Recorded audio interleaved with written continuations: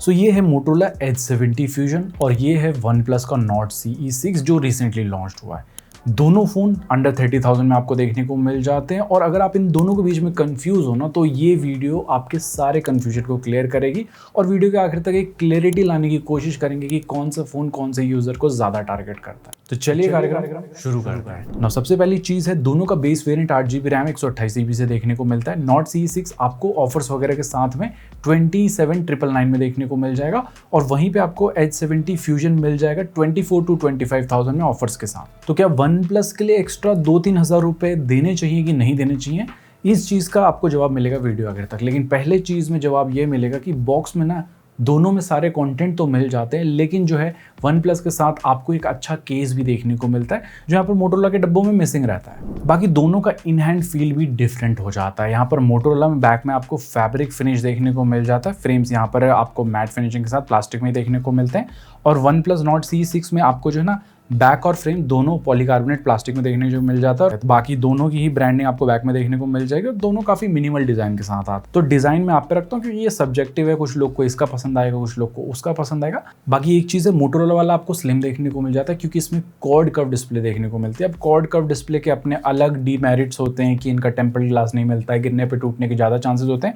वहीं पर Nord CE6 में आपको फ्लैट फ्रेम्स मिलते हैं और थोड़ा बॉक्सी डिजाइन के साथ आता है। बाकी दोनों ही फोन छोटे नहीं ऑल द टाइम, दो हाथ से आपको यूज करना पड़ेगा। बाकी दोनों फोन ड्यूरेबल भी हैं। आपको यहाँ पर ज़्यादा बेटर IP रेटिंग 69K तक की मिल जाती है नॉर्ड के साथ, वहीं पे 69 तक की ही मिलती है मोटोरोला के साथ। दोनों को ही डाल दो आप पानी में डुबा सकते हो, बट मैं एडवाइस करता हूँ पानी से दूर रखना है। दोनों में मिलिट्री गेट का सर्टिफिकेशन भी मिलता है, मतलब गिरने पे टूटने के चांसेस कम है। इसका मतलब ये नहीं फ़ोनों को गिरा दो, उनको जितना हो सके संभाल के रखना है। बाकी दोनों में डुअल सिम का ऑप्शन मिल जाता है, दोनों का टाइप सी पोर्ट USB 2.0 के साथ आता है, दोनों में स्टीरियो स्पीकर सेट मिल जाते हैं। मोटोरोला में डॉल्बी एटमॉस का सपोर्ट है और वहीं पे OnePlus में आपको ओरिएलिटी का सपोर्ट मिलता है। साउंड क्वालिटी सुनाते हैं। कीरीज का गाना सुनेगा? नहीं सुनाएगा। Motorola Edge 70 fusion.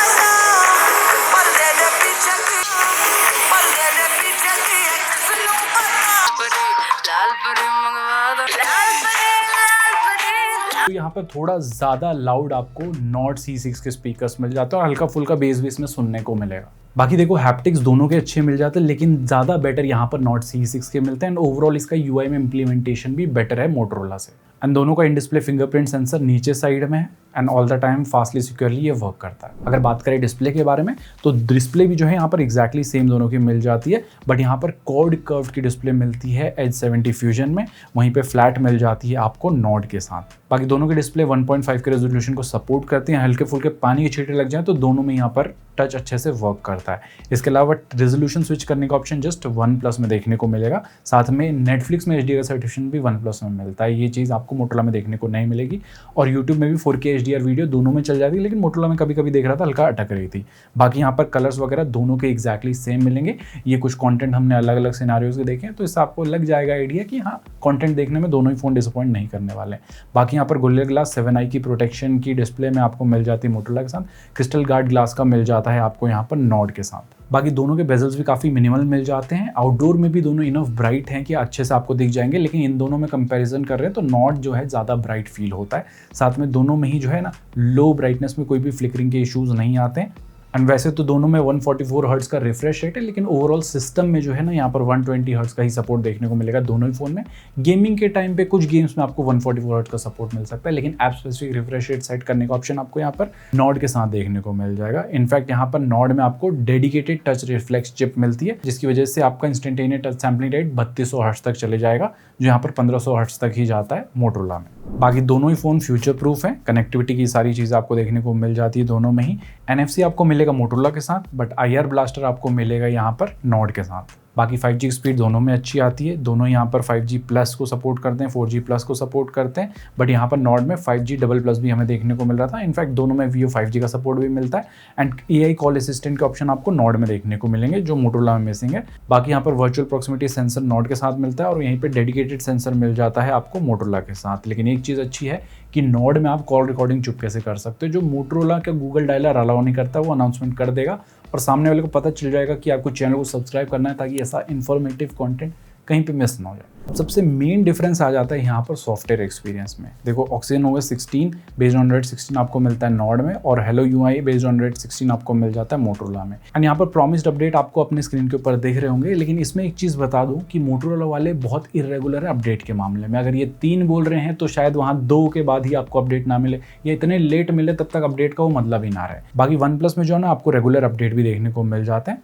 एंड दोनों में स्टार्टिंग में कुछ रिकमेंडेशन है, उन्हें आपको ऑफ कर देना है। आउट ऑफ 256 GB इतना कुछ आपको शुरू में फ्री मिलेगा। बाकी दोनों में शुरू में कुछ प्री इंस्टॉल्ड ऐप्स देखने को मिलते हैं जिन्हें आप अनइंस्टॉल कर सकते हो। अब मोटोरोला के ऐप ड्रॉअर में यहाँ पर आपको गेम्स में अलग अलग सजेशन मिलते हैं, न्यूज़ फीड भी मिल जाता है, तो इसे आप डिसेबल कर सकते हो। इनफैक्ट लॉक स्क्रीन में भी आपके पास यहाँ पर स्वाइप लेफ्ट करोगे तो ग्लैंस आता है, इसे भी आप डिसेबल कर देना। नॉड में भी जो है ना ग्लोबल सर्च के रिकमेंडेशन आपको देखने को मिलेंगे, एंड इसे आप जाके डिसेबल कर सकते हो। बाकी ओवरऑल लुक के बारे में बात करें, क्लोज टू स्टॉक एंड्रॉइड के साथ मोटोरोला आता है। एंड नॉट C6 ना थोड़ा मॉडर्न लुक, थोड़ा एस्थेटिक लुक के साथ देखने को मिल जाता है। बाकी फीचर रिच दोनों ही हैं, दोनों में app lock, dual app, internet speedometer देखने को मिलेगा। ऑलवेज ऑन डिस्प्ले के भी बहुत सारे ऑप्शन आपको यहाँ पर नॉड के साथ देखने को मिल जाएंगे। फ्लक्स थीम का भी ऑप्शन इसमें देखने को मिलते हैं, बट ऑलवेज ऑन इसे आप नहीं रख सकते हो। और मोटोरोला में लिमिटेड ही ऑलवेज ऑन के ऑप्शन है, बट इसे आप ऑलवेज ऑन रख सकते हो। बाकी मोटोरोला के कुछ जेस्चर, जैसे ऐसे चॉप चॉप करके फ्लैश लाइट जल गया, 2 बार ऐसे किया तो कैमरा ऑन हो जाता है, ये सारे जेस्चर्स आपको देखने को मिलेंगे। एंड यहाँ पर अगर बात करें AI की फीचर्स के बारे में, तो यहाँ पर ज़्यादा फीचर्स AI के आपको Oxygen OS में देखने को मिलते हैं। ये लिस्ट है दोनों के AI के फीचर्स की, तो क्लियरली यहाँ पर जो है ना Oxygen OS में ज़्यादा बेटर AI का यूज़ आप कर पाओगे। अगर एनिमेशन के बारे में बात करें, दोनों में एनिमेशन तो सारे देखने को मिलते हैं, बट अगर आप मुझसे पूछोगे दोनों में से कौन सा जो है ना सॉफ्टवेयर ज़्यादा रिफाइन है, तो मैं डेफिनेटली बोलना चाहूँगा Oxygen OS ज़्यादा रिफाइन है। आप इस चीज़ को और ज़्यादा अच्छे से एक्सप्लेन करेंगे परफॉर्मेंस वाले सेक्शन में। तो यहाँ पर जो है ना प्रोसेसर दोनों में Snapdragon 7H Gen 4 मिल जाता है, एंड बेंचमार्किंग स्कोर्स भी ऑलमोस्ट सेम आपको देखने को मिलते हैं। तो यहाँ पर देखो, जब हम normal day to day usage कर रहे थे, जैसे हमने यहाँ पर 10 ऐप खोले, दोनों ने जो है 10 ऐप को अच्छे से खोल दिया था। यहाँ पर कोई भी मेजर डिफरेंस देखने को नहीं मिला। तो ऐप लोडिंग की स्पीड भी आपको अच्छी देखने को मिल जाएगी। बट यहाँ पर जब हम ऐप ओपन करने के बाद इसे जल्दी जल्दी ओपन क्लोज कर रहे थे, तो यहाँ पर आप देख सकते हो एनिमेशन ज़्यादा बेटर Oxygen OS में देखने को मिलते हैं देन मोटोरोला। बट एक चीज़ है, जब इन 10 ऐप को हमने लोड किया तो यहाँ पर 2 ऐप रैम से फ्री हो गए थे Oxygen OS में, और मोटोरोला ने 10 के 10 ऐप को रैम में रखा था। बाकी जब हमने थोड़ा हैवी यूज़ किया तो शटर स्पीड भी ज़्यादा बेटर यहाँ पर नॉड की देखने को मिल जाती है। एंड हमने फ़ोटोज़ क्लिक करने के बाद मिनिमाइज़ किया, तब भी यहाँ पर आप देख सकते हो कि थोड़ा बेटर एनिमेशन आपको Oxygen OS में देखने को मिलता है। इसके बाद हमने यहाँ पर जो है ना फ़ोटो क्लिक करके देखा प्रोसेसिंग टाइम कितना है, तो मोटोरोला वाला 2-3 सेकंड ज़्यादा लेता है यहाँ पर नॉड से। तो देखो, कहीं ना कहीं दोनों ही phone day to day usage multitasking में दिक्कत नहीं देने वाले, लेकिन दोनों में अगर चूज़ करना हो कि कौन सा ज़्यादा ऑप्टिमाइज है, तो डेफिनेटली यहाँ पर Oxygen OS आपको ज़्यादा ऑप्टिमाइज इस टाइम पे देखने को मिल जाएगा। और इस चीज़ का लाइव एग्जांपल मिलेगा आपको गेमिंग के टाइम पे। गेमिंग के टाइम पे आपको सॉफ्टवेयर हार्डवेयर सब जो है ना एक टाइम पे यूज़ में होता है, तब यहाँ पर पता चलती चीज़ है। यहाँ पर 90 FPS का सपोर्ट मिलता है नॉड के साथ, लेकिन 120 FPS का सपोर्ट मिल जाता है मोटोरोला के साथ। अब इस 120 FPS की कितनी सच्चाई वो बताता हूँ। मोटोरोला में 120 FPS से शुरू करते हो, लेकिन ये बाद में आ जाता है 60-70 FPS पे, तो एवरेज परफॉर्मेंस आपको 60-70 मिलेगी, मतलब 120 FPS की हाफ परफॉर्मेंस मिलने वाली है मोटोरोला में।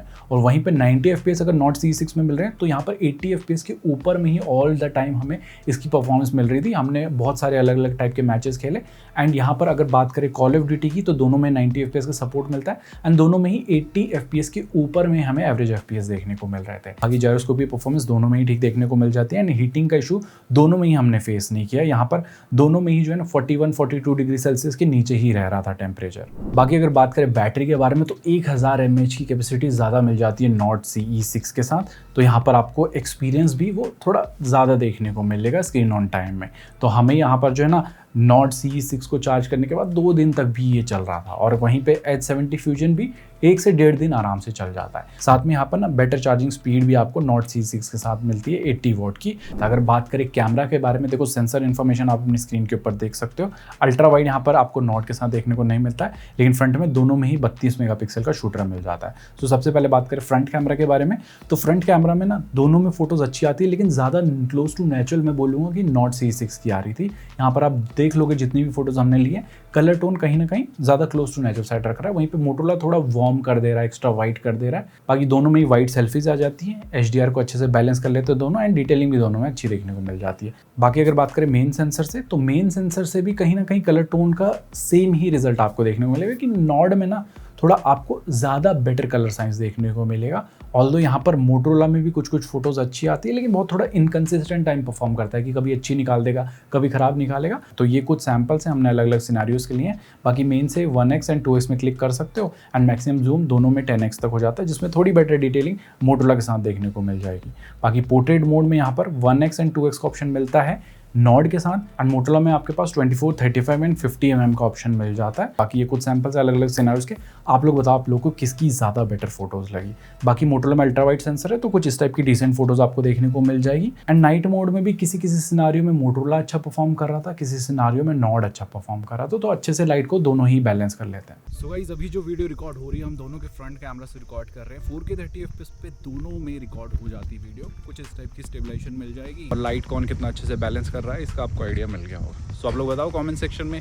बाकी यहाँ पर 1+ में 2x तक जूम भी हो जाता है। जो वीडियो रिकॉर्ड हो रही है दोनों के बैक कैमरा से रिकॉर्ड कर रहे हैं। कुछ इस टाइप की स्टेबलाइजेशन मिल जाएगी। बाकी फील्ड ऑफ व्यू इतना कुछ आ जाएगा, एंड स्टेबलाइजेशन लाइट को कौन कितना अच्छे से बैलेंस कर रहा है इसका आइडिया आपको मिल गया होगा। अभी लाइट थोड़ी अपोजिट साइड में है तो कुछ ऐसी क्वालिटी मिलेगी, और अगर हम लाइट की डायरेक्शन में फेस करते हैं सो इस टाइम पे कुछ ऐसी क्वालिटी मिलेगी। एंड मोटरोला के अल्ट्रा वाइड से भी आप 4K 30 FPS पे वीडियो रिकॉर्ड कर सकते हो, कुछ इस टाइप की। सो ओवरऑल कैमरा को कंक्लूड करें तो थोड़ी कंसिस्टेंट फोटोज़ आपको यहाँ पर देखने को मिलेगी नॉट CE6 के साथ। एंड मोटरोला के पास एक प्लस पॉइंट मिलता है कि अल्ट्रा वाइड सेंसर है, और यहाँ पर अल्ट्रा वाइड से आप 4K की रिकॉर्डिंग कर सकते हो। सो गाइस, ये थी सारी कहानी इन दोनों फ़ोन के बारे में। होपफुली सारी चीज़ें समझ आई होंगी, नहीं समझ में आई है तो कमेंट सेक्शन में पूछ सकते हो। बाकी यहाँ पर दोनों के मेन डिफरेंस आपको साइड बाय साइड दिख रहे होंगे। अब दोनों में से जो चीज़ें ज़्यादा मैटर करती हैं आपके लिए, उस हिसाब से आप अपना डिसीजन बना सकते हो। बाकी होपफुली वीडियो हेल्पफुल रही होगी। अगर रही है तो कॉमेंट करना है, लाइक करना है, सब्सक्राइब करना है, एंड हम मिलेंगे बहुत ही जल्दी ऐसे किसी इंटरेस्टिंग वीडियो साथ। टिल देन, जय हिंद, take care and stay fit.